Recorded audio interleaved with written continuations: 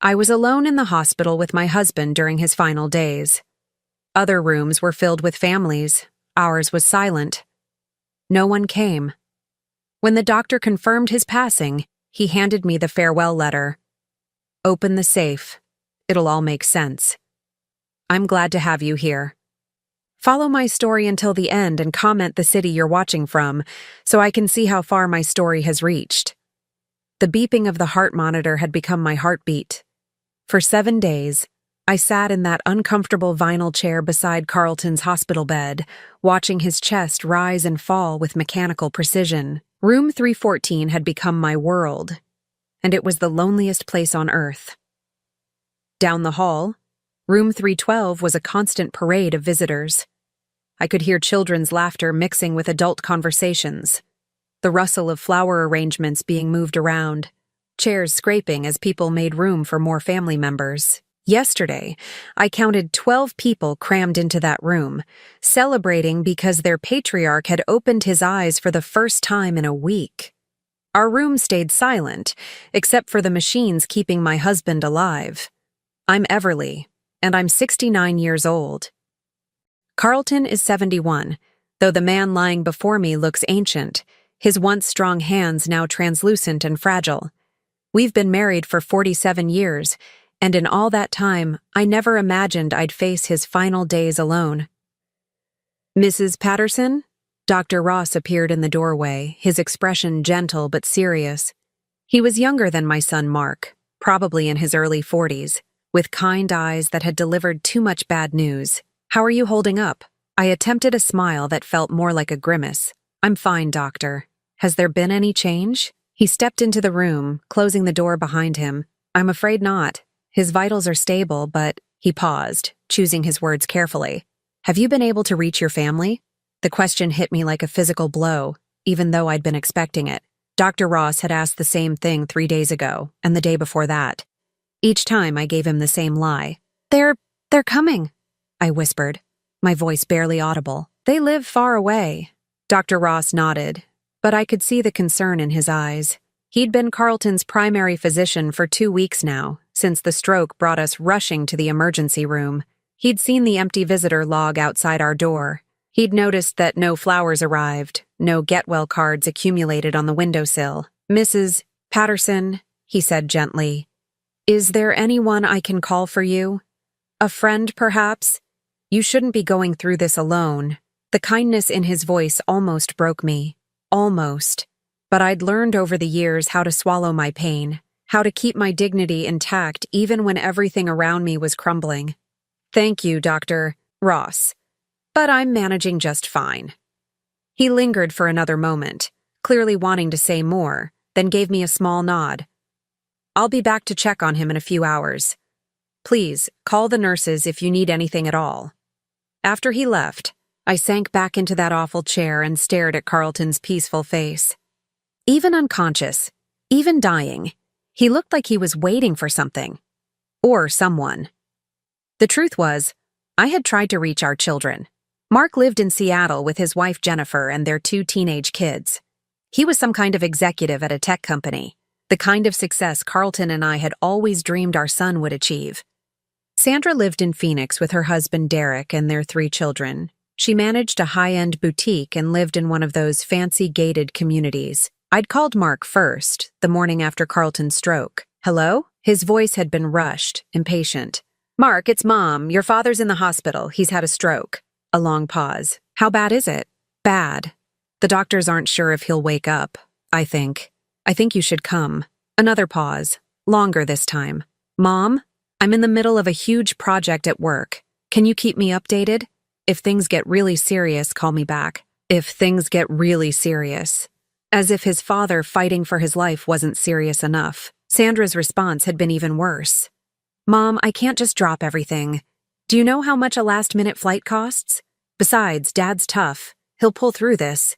That was 5 days ago. Neither of them had called back to check. I looked around our sterile room, taking in the blank walls, the single window that faced the parking lot, the empty chair that should have held one of our children. In room 312, someone was singing Happy Birthday off-key, and everyone was laughing. How had we gotten here? How had Carlton and I, who had devoted our entire lives to raising Mark and Sandra, ended up so completely alone. I reached over and took Carlton's hand, careful not to disturb the IV line. His skin was cold, but I could still feel the calluses from 40 years of construction work. These hands had built our first house, had taught Mark how to throw a baseball, had braided Sandra's hair when she was little. "I'm here, sweetheart," I whispered. "I'm right here." The machines continued their rhythmic beeping, the only witnesses to our vigil. Outside our door, life went on. Families reunited, people celebrated small victories, children brought handmade cards to their grandparents. But in room 314, there was only me, Carlton, and the growing certainty that we would face whatever came next, exactly as we were facing it now, together but utterly alone. As evening approached and visiting hours ended, I prepared for another night in that chair. The nurses had offered me a cot, but I couldn't bring myself to sleep. What if Carlton woke up? What if he needed me? What if these were our last hours together, and I missed them because I was sleeping? So I stayed awake, holding his hand, and tried not to think about the empty chairs that surrounded us. As I sat in that hospital chair, watching Carlton's chest rise and fall, my mind drifted back to the moment everything changed. It was 11 years ago, and Carlton had just turned 60. He'd been working construction for Brennan and Associates for 23 years, starting as a laborer and working his way up to site supervisor. He was proud of that job, proud of the houses and buildings that stood as testament to his hard work. Then the economy crashed, and everything fell apart. I remember the morning he came home early, his face gray with shock. He'd been laid off, along with half the crew. At 60, with a bad back and hands worn down by decades of manual labor, Carlton suddenly found himself competing for jobs with men half his age. "It's temporary," he kept saying those first few weeks. "Construction always bounces back." But months passed, and the callbacks never came. Carlton's confidence began to crumble like mortar in the rain. He'd leave the house every morning in his good clothes, armed with resumes and determination, only to return each evening a little more defeated. That's when Mark started pulling away. My son had always been ambitious, driven to succeed in ways Carlton and I never were. He'd earned his business degree, landed that good job in Seattle, married Jennifer, who came from money. When Carlton lost his job, I think Mark saw it as a personal embarrassment. I'll never forget the Thanksgiving dinner that year. Mark and Jennifer had driven down with the kids, and Carlton was so excited to see them. He'd been unemployed for 8 months by then, but he was still hopeful, still trying to project strength. "So, Dad," Mark said over dinner, his tone casual but cutting. "Any luck with the job search?" Carlton straightened in his chair. "I've got a few leads. Interview next week with a landscaping company." "Landscaping?" Mark's voice carried just enough disdain to make everyone uncomfortable. "Isn't that a step backward?" "Work is work, son," Carlton replied quietly. Mark shook his head. "I don't understand how you let this happen. Didn't you see the signs? Didn't you plan for this?" The table went silent. Even the kids stopped eating. Carlton's face went red, but not with anger, with shame. "Mark," I started to say, but Carlton put his hand on my arm. "Your father worked hard for 23 years, I said anyway. "He didn't choose to get laid off." Mark's wife Jennifer, who usually stayed quiet during family discussions, chose that moment to speak up. "Maybe this is an opportunity for a fresh start. There are lots of options for people Carlton's age. Walmart always needs greeters." The words hung in the air like poison. Carlton excused himself from the table, and I found him later in the garage, sitting on his workbench with his head in his hands. After that Thanksgiving, Mark's visits became less frequent. His phone calls grew shorter and more superficial. When Carlton finally found work 6 months later, doing maintenance for the school district, Mark barely acknowledged it. The new job paid half of what he'd made in construction, but Carlton was grateful to be working again. Sandra's reaction was different, but equally painful. Where Mark pulled away out of embarrassment, Sandra pulled away out of disappointment. She'd grown accustomed to a certain lifestyle after marrying Derek, who worked in real estate and did well for himself. She lived in a beautiful house with a pool, drove a luxury SUV, sent her kids to private schools. Somewhere along the way, she'd started to expect that level of comfort from everyone around her. "Mom, why don't you and Dad move to a smaller place?" she'd suggested during one of her increasingly rare visits. That house is too big for just the two of you now, and clearly Dad's not making the same money he used to. The house she was talking about was the one Carlton had built with his own hands when Mark was 5 and Sandra was 3. Every board, every nail, every inch of drywall represented his love for our family. The idea of leaving it was devastating to him. "We're managing just fine," I'd told her. Sandra had looked around our modest living room with barely concealed disdain. "Are you, though? When's the last time you had the carpets cleaned or updated the kitchen? Mom, you're living like poor people." Poor people. As if falling on hard times made us somehow lesser than we'd been before. The real breaking point came 2 years later, when Sandra called asking for money. Her third child had just been born, and Derek's business was going through a rough patch. They needed $5,000 to cover some medical bills and catch up on the mortgage. Carlton didn't hesitate. He cashed in part of his small retirement fund and sent her the money. Even though it meant we'd be eating beans and rice for months, Sandra never paid it back. Worse, she never even acknowledged the sacrifice he'd made for her. When Derek's business recovered 6 months later and they took a vacation to Hawaii, posting pictures all over Facebook, Carlton didn't say a word, but I saw the hurt in his eyes. After that, the distance between us and our children became a chasm. Mark's visits dwindled to once a year at Christmas, and even then he seemed anxious to leave. Sandra would call occasionally, usually when she needed something, but her visits stopped altogether. Carlton began to blame himself. "I failed them," he'd say during his darker moments. "I was supposed to provide for my family, and I couldn't even keep a job." "You didn't fail anyone," I'd tell him. "You gave them everything you had." But deep down, I wondered if he was right. Had we somehow raised children who valued success over loyalty? Who saw their father's worth only in terms of his paycheck? Sitting in that hospital room now, I realized that Carlton had spent the last 11 years of his life trying to win back their respect. He'd worked overtime at the school district, taken on weekend jobs, all to prove he wasn't the failure they seemed to think he was. And in the end, none of it mattered. When he needed them most, when he was fighting for his life in a sterile hospital room, they were too busy, too distant, too embarrassed to be there. The irony wasn't lost on me. Carlton had built houses that would stand for generations, had raised children who achieved the success he'd always dreamed of for them. But when his own foundation crumbled, when his own walls started to fall, there was no one left to help him rebuild, except me. There was always me. I squeezed his hand tighter, feeling the wedding ring that had never left his finger in 47 years. "I'm still here, Carlton," I whispered. "I'll always be here." But as the machines continued their lonely vigil, I couldn't shake the feeling that soon, even I wouldn't be enough. The end came on a Tuesday morning, quiet and unremarkable as dawn broke over the hospital parking lot. I'd fallen asleep holding Carlton's hand sometime around 4 in the morning, my head resting against the side rail of his bed. The change in the rhythm of the machines woke me. Dr.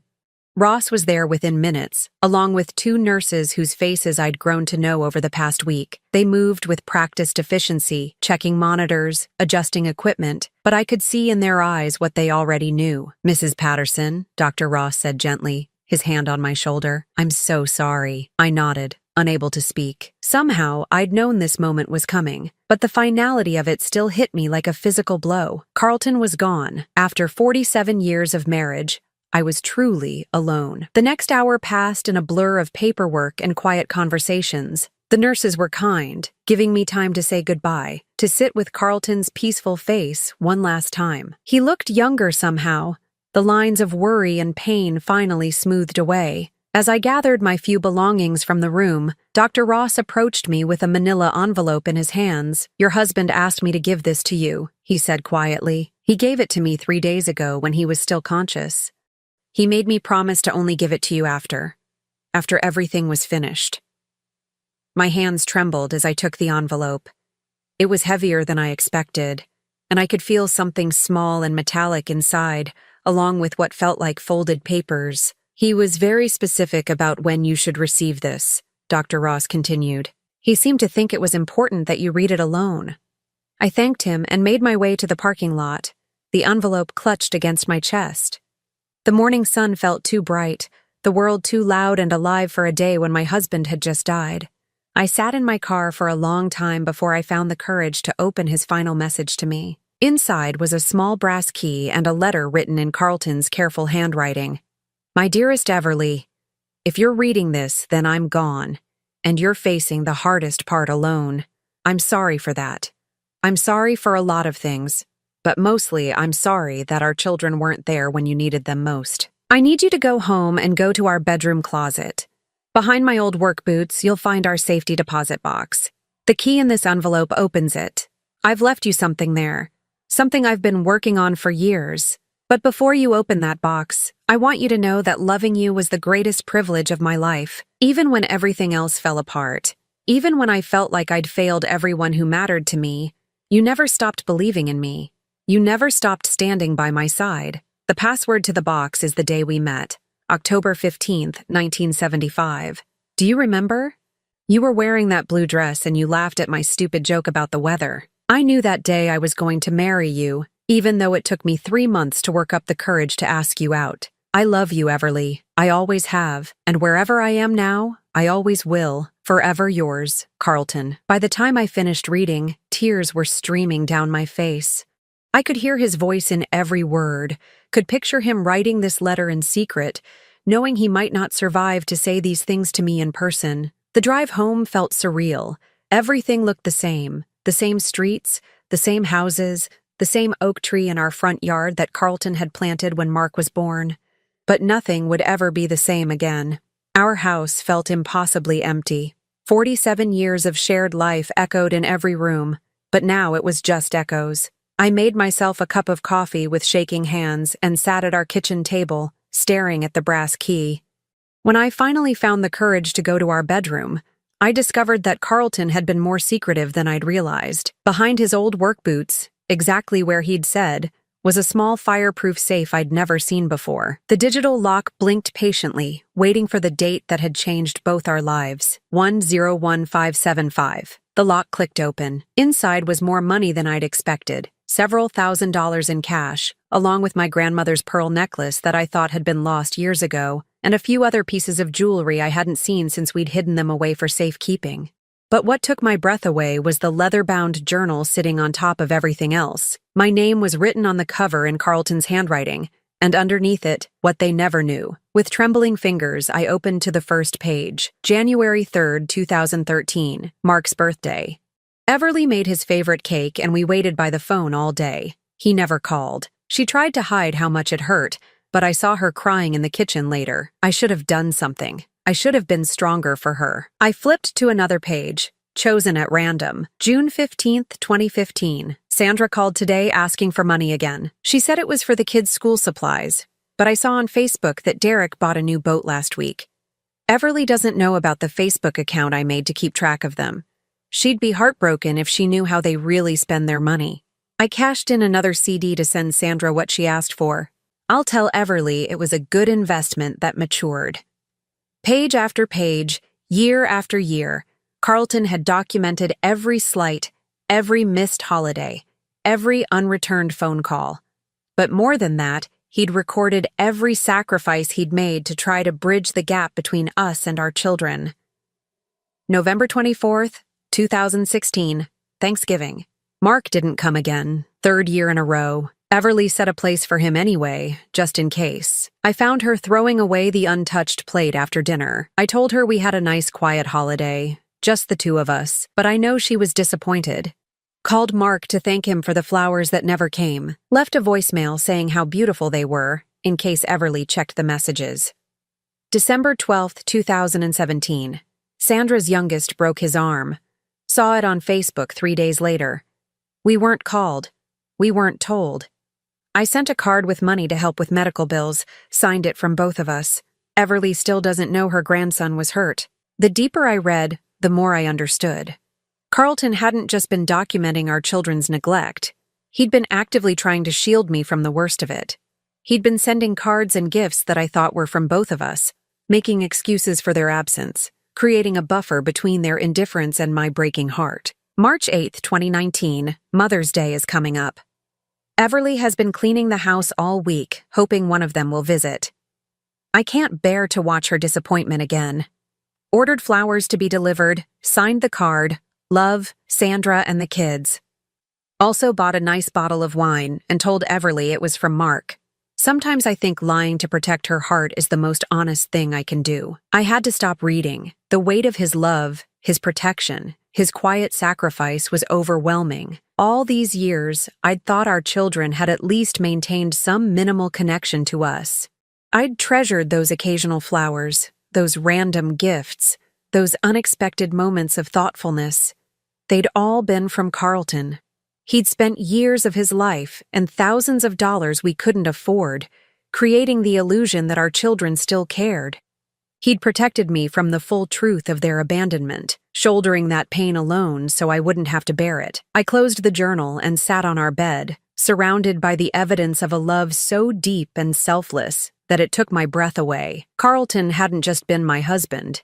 He'd been my guardian, my protector, my buffer against a cruelty he'd never wanted me to fully understand. And he'd done it all in silence, carrying the weight of our children's indifference so I could still believe, somewhere in my heart, that they hadn't completely forgotten us. The house around me felt different now, charged with the presence of a love story I was only beginning to understand. Carlton was gone, but he'd left me something more precious than money or jewelry. He'd left me the truth about who he really was. I spent the rest of that day reading Carlton's journal, and with each page, my heart broke a little more. But it wasn't just heartbreak I felt, it was awe. The man I'd lived with for 47 years had been carrying secrets that revealed depths of love I'd never fully comprehended. April 15th, 2018. Mark's company is in trouble. Saw it in the business section of the Seattle paper online. The article mentioned possible layoffs. I know he's too proud to ask for help, and too ashamed to admit he might need his old man. Sent an anonymous money order for $5,000 to his home address.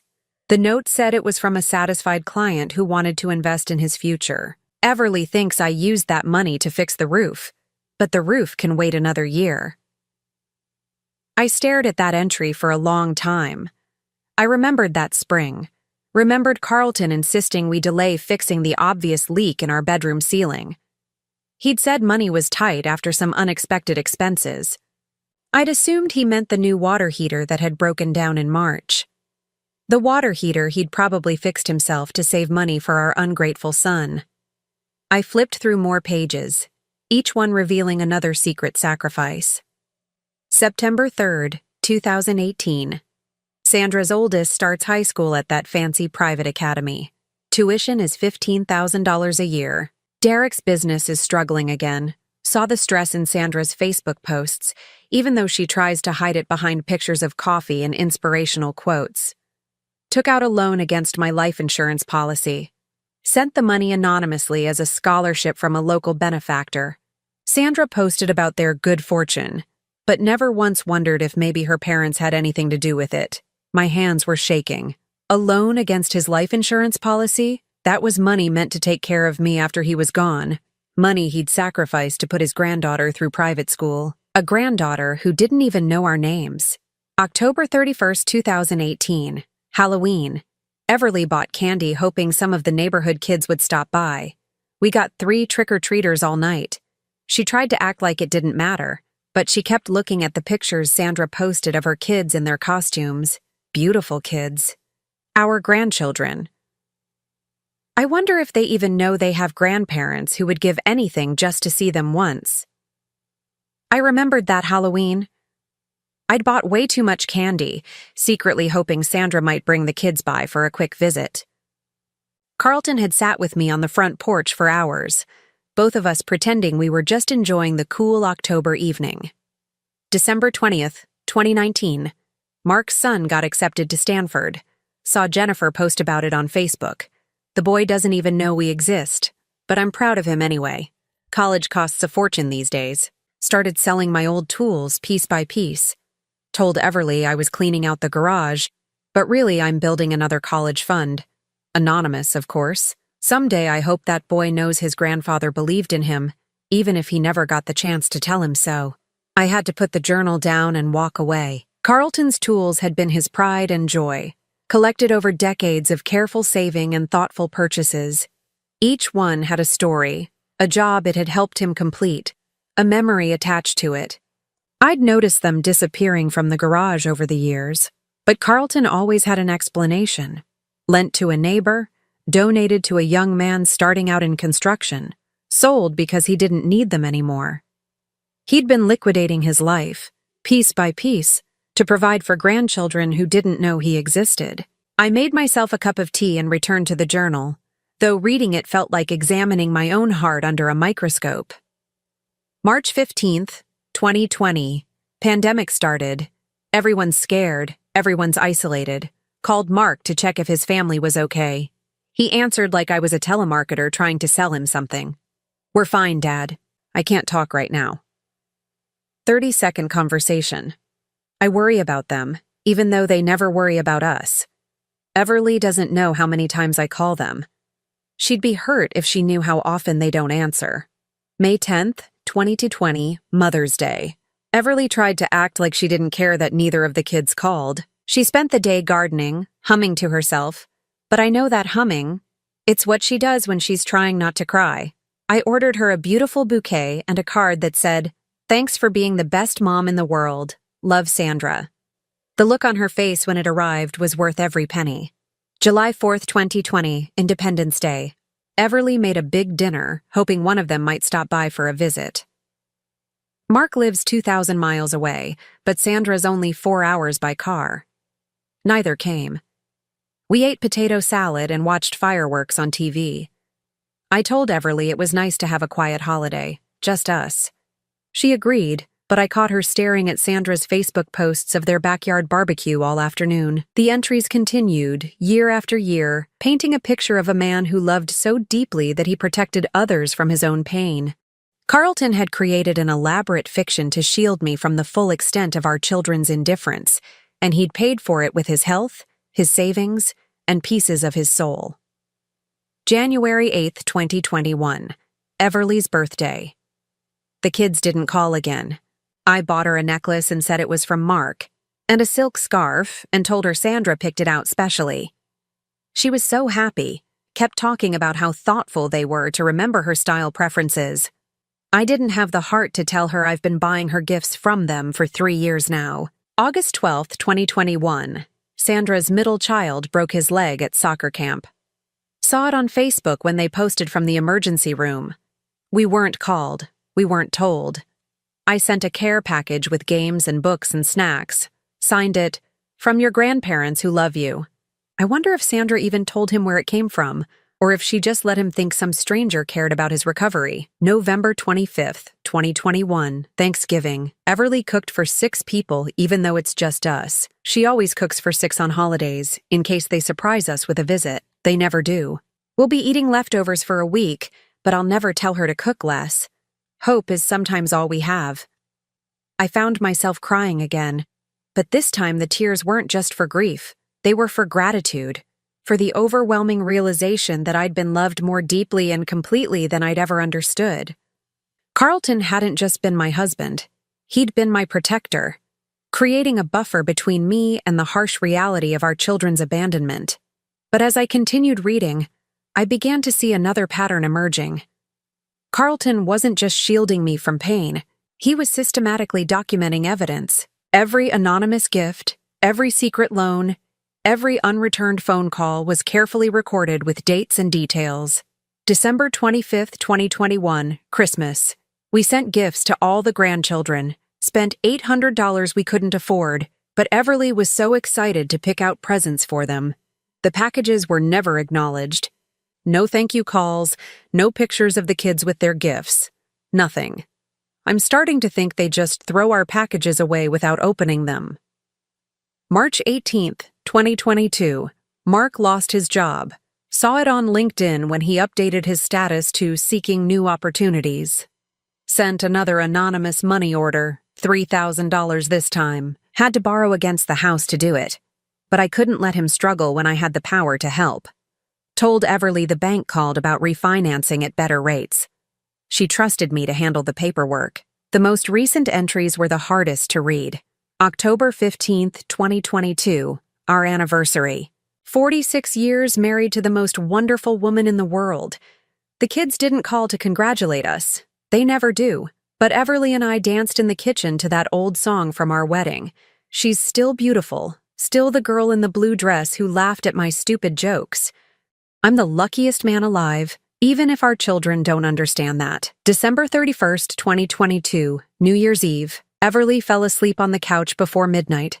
I covered her with her favorite blanket and watched her sleep. She looks peaceful, like she did when the kids were little and our house was full of laughter. I miss those days, but I don't regret any of the sacrifices. Love isn't about keeping score. It's about giving everything you have and being grateful for the chance to give it. The last entry was dated just 2 weeks before Carlton's stroke, January 15th, 2023. Everly doesn't know about the chest pains I've been having. Don't want to worry her. Updated the safety deposit box today. Made sure everything is organized for her. If something happens to me, I hope she'll understand that every choice I made was about love. I hope she'll know that she was enough, more than enough. She was everything. I closed the journal and held it against my chest, feeling the weight of 47 years of love condensed into these pages. Carlton had given away our savings, borrowed against our home, sold his precious tools, all to help children who couldn't even be bothered to call on holidays. But he'd also given me something priceless. He'd allowed me to believe, for all these years, that our children still had hearts, that somewhere beneath their busy lives and misplaced priorities, they still remembered to love us. The truth was devastating and beautiful at the same time. Our children had abandoned us completely, but Carlton had loved me enough to carry that knowledge alone. Carlton's funeral was held on a gray Thursday morning at St. Mary's, the same church where we'd been married 47 years earlier. I'd arranged everything myself, the service, the flowers, the modest reception afterward. Father McKenna, who had known Carlton for 30 years, gave a beautiful eulogy about a man who lived his faith through quiet service and unconditional love. 19 people attended. Most were neighbors, and a few of Carlton's former co-workers from the school district. Mrs. Henderson from next door brought homemade cookies. The Kowalskis from down the street helped arrange the flowers. These were the people who had become our family when our real family disappeared. Mark and Sandra arrived 15 minutes before the service started. I saw them walk in together, both dressed in expensive black clothing that probably cost more than Carlton's burial suit. Mark looked successful and polished, his hair perfectly styled, his shoes gleaming. Sandra wore a designer dress and carried a purse that I recognized from one of her Facebook posts, a Christmas gift from Derek that cost $800. They sat in the front pew beside me, but the distance between us felt like an ocean. Neither of them had spoken to me beyond stilted condolences when they first walked in. During the service, I watched them out of the corner of my eye. Mark checked his phone twice. Sandra dabbed at her eyes with an expensive handkerchief, but I noticed the tears never actually came. They went through the motions of grief, but it felt rehearsed, performed for the benefit of the other mourners. After the burial, we returned to the church hall for the reception. Most of the guests came to share memories of Carlton, talking about his kindness, his willingness to help anyone in need, his quiet dignity. I listened to story after story about the man I'd loved, told by people who had known and appreciated him. Mark and Sandra stood apart from these conversations, speaking quietly to each other in the corner. I caught fragments of their discussion. Something about the house, about probate, about getting this settled quickly. Mrs. Henderson approached me with a plate of food I couldn't imagine eating. "Your husband was a good man, Everly," she said softly. "He helped my Tom fix our roof last spring. Wouldn't take a penny for it. Said neighbors help neighbors." I nodded, remembering Carlton coming home that day with scraped knuckles and a satisfied smile. He'd never mentioned that Tom was struggling financially after his heart attack. Never said that the roof repair was urgent because of the storm damage. He'd just helped, the way he always did. As the reception wound down and people began to leave, Mark and Sandra finally approached me. The three of us stood in the empty church hall, surrounded by folded chairs and the lingering scent of coffee and flowers. "Mom," Mark began, his voice businesslike, "we need to talk about Dad's affairs, the house, the estate, all of that." I looked at him, this stranger who shared Carlton's eyes but none of his warmth. "What about them?" Sandra stepped forward, her tone attempting sympathy but missing the mark. "We know this is a difficult time, but there are practical matters to consider. The house is too big for you now, and maintaining it will be expensive. We've been thinking, Mark continued, that it might be best to sell it. You could move into a nice senior community, somewhere with people your own age. We could help you find something appropriate. Appropriate. As if my home of 40 years was somehow unsuitable for me now that Carlton was gone. We could handle all the arrangements, Sandra added, her voice taking on the tone she probably used with difficult customers at her boutique. List the house, divide the proceeds fairly. It would be so much easier for everyone. I stared at them both. These two people I'd given birth to, raised, loved unconditionally for decades. They'd barely been in the ground with their father for 3 hours, and they were already discussing his estate like a business transaction. Have either of you asked how I'm doing? I said quietly. They looked at each other, confused by the question. I mean, emotionally, I clarified. Have you asked how I'm handling losing the love of my life? Have you wondered if I'm scared, or lonely, or heartbroken? Mark shifted uncomfortably. Of course we care about that, Mom. That's why we think you should be somewhere with more support. What kind of support? Professional support, Sandra said. People trained to help seniors cope with loss. Seniors. As if I'd suddenly become incompetent the moment Carlton died. I see, I said. And where have you been for the past 11 years? Where was your support when your father lost his job? Where were you when he had to cash in his retirement to pay for your emergencies? Where were you when he sold his tools to send money to grandchildren who don't even know his name? The silence that followed was deafening. Mark's face went pale, and Sandra's perfectly applied makeup couldn't hide the guilt that flashed across her features. What are you talking about? Mark asked, though his voice suggested he already knew. I reached into my purse and pulled out Carlton's journal. Your father kept a record, I said simply. Every anonymous gift you received, every loan you never knew about, every sacrifice he made while you pretended he didn't exist. Sandra's eyes fixed on the leather-bound book. I don't understand. The money order for $5,000 that helped save your company, Mark? That was your father. He took out a loan against our house to help you. Mark's jaw dropped. That was from a client. No, it wasn't. It was from a man who loved you enough to bankrupt himself to save your career, even though you hadn't spoken to him in months. I turned to Sandra. Your daughter's private school tuition, your son's medical bills when he broke his leg, the anonymous scholarships and unexpected windfalls you posted about on Facebook, all your father. He cashed in his life insurance policy to pay for your children's education while he couldn't afford to fix our leaking roof. Sandra's hand flew to her throat. We never asked him to. No, you never asked. You never called. You never visited.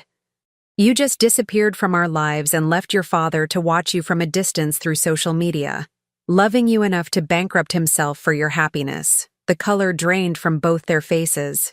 Mark ran his hand through his hair, a gesture that reminded me painfully of Carlton. Mom, we didn't know, he said weakly. Of course you didn't know. Because knowing would have required you to care enough to ask. It would have meant staying in touch, being part of our lives, remembering that your parents existed. I opened the journal to a random page and began to read. Mark's birthday. Everly made his favorite cake and we waited by the phone all day. He never called. She tried to hide how much it hurt, but I saw her crying in the kitchen later. Sandra's perfectly controlled composure began to crack. We were busy, Mom. We had our own families to take care of. Too busy for a phone call? Too busy to acknowledge the gifts we sent your children? Too busy to visit when your father was dying in the hospital? We didn't know he was that sick, Mark protested. I called you both. I told you he'd had a stroke. I told you he might not wake up. You said you'd call back if things got really serious. The words hung in the air like an accusation. Because that's exactly what they were. Your father spent the last 11 years of his life trying to prove he was still worthy of your love, I continued. He gave you everything he had, and more than he could afford. He protected me from knowing how completely you'd abandoned us. He died believing that somehow, someday, you might remember that he existed. I closed the journal and looked at my children. These successful, wealthy strangers who had once been the center of my universe. And now you want to sell his house, I said. The house he built with his own hands. The house he worked 3 jobs to keep when you were growing up. You want to put me in a facility and divide the proceeds fairly. Neither of them could meet my eyes. Tell me, I said, my voice gaining strength. What exactly would be fair about that? Fair would have been visiting your father while he was alive. Fair would have been calling on his birthday, or Christmas, or just to say hello. Fair would have been acknowledging the grandfather who loved your children enough to sacrifice everything for them. Mark finally spoke, his voice barely a whisper. We made mistakes, Mom. We can do better now. I looked at him, this middle-aged man who still somehow thought he could charm his way out of consequences. No, Mark, you can't do better now. Your father is dead. Your chance to do better died with him in a hospital room where neither of you could be bothered to show up. Sandra started to cry, real tears this time, not the performance she'd given during the funeral. I'm sorry, she whispered. I'm so sorry, Mom. I'm sure you are, I replied. But sorry doesn't give your father back the respect he deserved. Sorry doesn't return the money he spent on your ungrateful children. Sorry doesn't fill the empty chair in the hospital room where you should have been. I tucked Carlton's journal back into my purse and picked up my coat. The house isn't for sale, I said simply, and neither am I. As I walked toward the church hall exit, leaving my children standing in stunned silence, I felt something I hadn't experienced in years, the satisfaction of telling the complete truth. 6 months after Carlton's funeral, I stood in the departure lounge at LAX, boarding pass in hand, heart racing with an excitement I hadn't felt in decades. My destination, Ireland, specifically County Cork, where Carlton's great-grandfather had been born before immigrating to America in 1923. Carlton had always dreamed of making this trip. He'd researched our genealogy for years, tracing his family back to a small village called Ballyverney. He'd shown me pictures of ancient stone churches and rolling green hills, talking about how someday we'd walk the same paths his ancestors had walked. Someday never came. There was always something more urgent, a bill to pay, a roof to fix, money to send anonymously to ungrateful children. But now there was just me, and Carlton's dream, and the money he'd hidden away in that safety deposit box. After confronting Mark and Sandra at the funeral, I'd heard from them exactly twice. Once when Mark called to apologize and suggest we work together as a family to heal. I'd hung up on him mid-sentence. The second time was a letter from Sandra's lawyer, questioning the validity of Carlton's financial records and suggesting there might be legal issues with the money he'd given away. I'd forwarded that letter to my own attorney with a note. Please inform Mrs. Derek Hastings that all of her father's gifts were legal, documented, and given freely. Any attempt to recover those funds will result in full disclosure of the circumstances under which they were given. I never heard from Sandra's lawyer again. The flight to Dublin was the first time I'd left the country, the first time I'd flown anywhere in over 20 years.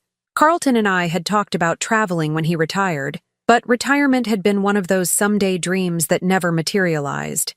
As the plane lifted off, I pressed my face to the window and watched California disappear below the clouds. We're finally doing it, Carlton, I whispered. We're going to Ireland. I'd booked a 2-week tour that would take me through Dublin, Cork, and the western counties. But first, I had a specific destination in mind. 3 days later, I stood in the village of Ballyverney, population 847, looking at a weathered headstone in the church cemetery. The inscription was barely legible. Patrick Patterson, 1834-1889, beloved father and grandfather. Carlton's great-great-grandfather. I'd brought a small bag of dirt from our garden in California, soil from the property Carlton had worked so hard to keep. I sprinkled it on Patrick's grave and said a prayer for both of them, the ancestor who'd had the courage to start a new life in a foreign country, and the descendant who'd honored that courage by building something beautiful with his own hands. The church rector, Father O'Sullivan, was a kind man in his 70s who'd been delighted to help me trace Carlton's family connections. Over tea and biscuits in the rectory, he'd shown me parish records going back 2 centuries. Your husband's people were farmers, he told me, pointing to entries in the old ledgers. Good people, from what the records show. They stayed in the area until the famine years, when young Patrick decided to try his luck in America. Carlton would have loved to know that, I said. He always wondered about his roots. Father O'Sullivan smiled. He knew the important parts, I think. The values that matter don't change much from generation to generation. Hard work, family loyalty, faith in something bigger than yourself. Family loyalty. The phrase stuck with me as I continued my journey through Ireland. Everywhere I went, I saw evidence of it. Families gathered in pubs, multiple generations living in close proximity, adult children caring for aging parents. It made me think about how different things might have been if Mark and Sandra had inherited more than just Carlton's eye color. In Galway, I met an elderly woman named Bridget, who ran a small bed and breakfast. She was my age, a widow who'd lost her husband 2 years earlier. Over breakfast one morning, she asked about my family. I have 2 children, I found myself saying, but they're very busy with their own lives. Bridget nodded knowingly. Mine too, love, but they come around when they can. Family is everything, isn't it? I smiled and agreed, not having the heart to tell her that some families aren't worth having. That afternoon, I called my travel agent and extended my trip by another week. Then I called Mrs. Henderson, my neighbor, who'd been checking on my house. Everly, how's Ireland treating you? It's beautiful, Margaret. Everything Carlton said it would be. I'm thinking of staying a bit longer. Good for you. You take all the time you need. The house is fine, and that nice Mr. Kowalski has been keeping an eye on the yard. After I hung up, I realized something remarkable. I wasn't homesick. For the first time in my adult life, I was somewhere Carlton and I had never been together, and instead of feeling his absence, I felt his presence. It was as if he was finally free to travel with me, unburdened by the weight of providing for children who didn't appreciate his sacrifices. In the cliffs of Moher, I stood at the edge of the world and let the Atlantic wind whip my hair around my face. The view was breathtaking, endless ocean stretching toward America, waves crashing against rocks that had stood for millennia. I pulled out Carlton's journal and read one of my favorite entries. I hope someday Everly and I can see the world together. She's given me everything. Her love, her loyalty, her faith in me even when I didn't deserve it. I want to give her adventures, memories, something beautiful to look back on. You did give me something beautiful, I said aloud, my words carried away by the wind. You gave me 47 years of feeling completely loved. On my last day in Ireland, I visited a small gift shop in Dublin and bought 2 things, a Celtic cross necklace for myself and a small stone engraved with an Irish blessing. The stone was for Carlton's grave back home, but I also bought something else, a set of postcards featuring Irish landscapes. That evening in my hotel room, I wrote out 2 identical messages. Ireland is beautiful. Carlton would have loved it here. I'm finally living the dreams we never got to share. Mom, I addressed one to Mark in Seattle and one to Sandra in Phoenix, not because I expected responses, and certainly not because I was ready to forgive them. I sent the postcards because Carlton would have wanted them to know that I was okay, that I was more than okay. He'd spent years protecting them from the consequences of their choices. I was done protecting them from anything. The flight home was bittersweet. I'd fallen in love with Ireland, with the freedom of traveling alone, with the person I'd discovered I could be when I wasn't waiting for phone calls that never came or hoping for visits that never materialized.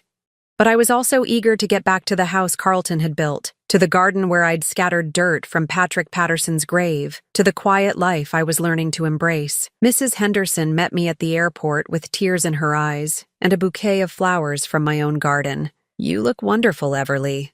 Different somehow. She was right. I did feel different. I felt like a woman who'd finally stopped apologizing for existing, stopped making herself smaller to accommodate people who didn't care if she existed at all. Back home, I planted the flowers I'd brought from Ireland in Carlton's memory garden, a corner of our backyard where I'd created a small memorial. The Irish soil mixed with California earth seemed symbolic somehow, a blending of dreams and reality, of past and future. That evening, I found 2 messages on my answering machine. One from Mark, awkward and stilted. Mom, got your postcard. Glad you're traveling. Call me when you get back. The other from Sandra, slightly warmer but equally hollow. Ireland looks beautiful, Mom. Hope you had a good time. We should talk soon. I deleted both messages without writing down their numbers. 3 weeks later, I was in my garden when a car pulled into the driveway. Sandra got out looking nervous and overdressed for a casual visit. She'd driven 4 hours to see me unannounced. "Hi, Mom," she said tentatively. "I hope it's okay that I came by." I continued watering my tomatoes. "It's your choice, Sandra." She stood there for a long moment, clearly expecting a warmer welcome. When it didn't come, she tried a different approach. "The garden looks beautiful. Dad would be proud." "Your father was proud of many things," I replied. "Most of them you never bothered to notice." Sandra flinched but pressed on. "I've been thinking a lot about what you said at the funeral, about the money Dad sent us, about everything he did." I turned off the hose and gave her my full attention. "I want to pay it back," she said in a rush. "All of it. Derek and I figured out how much Dad must have given us over the years, and we want to make it right." I studied my daughter's face, looking for sincerity and finding mostly guilt. "And why would you want to do that, Sandra?" "Because it's the right thing to do. Because we should have been there for both of you. Because Dad deserved better from us." Yes, he did deserve better. But keeping his money won't give him what he deserved. He deserved your respect while he was alive. He deserved phone calls on his birthday and visits on holidays.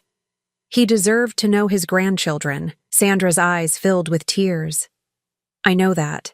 I can't change the past, but maybe I can honor his memory now." I looked at this woman who'd once been my little girl, who'd sat on Carlton's shoulders and called him Daddy, and made him feel like the most important man in the world. Somewhere along the way, she'd forgotten who he was. Money wouldn't help her remember. "Keep the money, Sandra," I said finally. "Your father gave it freely out of love. Returning it now would be an insult to that love." Her face crumpled. "Then what can I do? How do I make this right?" "You can't," I said simply. "Some things can't be fixed, only learned from." I started to walk toward the house, then paused. "But if you want to honor your father's memory, stop trying to ease your guilt and start being the person he believed you could be. Be a better mother to your children than you were a daughter to him." Sandra was still standing in my driveway when I closed the front door. That night, I sat on Carlton's side of the bed and opened his journal to the last entry he'd ever written. "If something happens to me, I hope she'll understand that every choice I made was about love." I understood now. Carlton's love hadn't been about enabling our children's selfishness or protecting them from consequences. It had been about protecting me from the full weight of their indifference, about allowing me to maintain hope even when hope was foolish. His greatest gift wasn't the money he'd hidden in the safety deposit box, or even the truth he'd documented in his journal. His greatest gift was showing me that love doesn't require reciprocation to be worthwhile. It only requires a heart big enough to give it freely. I closed the journal and looked around our bedroom, the room we'd shared for 40 years, the space where Carlton had written these entries late at night while I slept beside him, unaware of the burden he was carrying. Tomorrow, I'd call the travel agent and book another trip. Maybe Scotland this time, or perhaps Wales. Carlton had always wanted to see the Welsh countryside where his mother's family had originated. I had years of delayed dreams to fulfill, and a lifetime of love to honor. Not the love I'd wasted on ungrateful children, but the love I'd shared with a man who'd known my worth even when I'd forgotten it myself. For the first time since Carlton's death, I fell asleep peacefully, knowing that his true legacy wasn't what he'd left behind, but what he'd taught me about the courage to live fully, love deeply, and dream boldly, even when you have to do it alone. Now, I'm curious about you who listened to my story. What would you do if you were in my place? Have you ever been through something similar? Comment below. And meanwhile, I'm leaving on the final screen 2 other stories that are channel favorites, and they will definitely surprise you. Thank you for watching until here.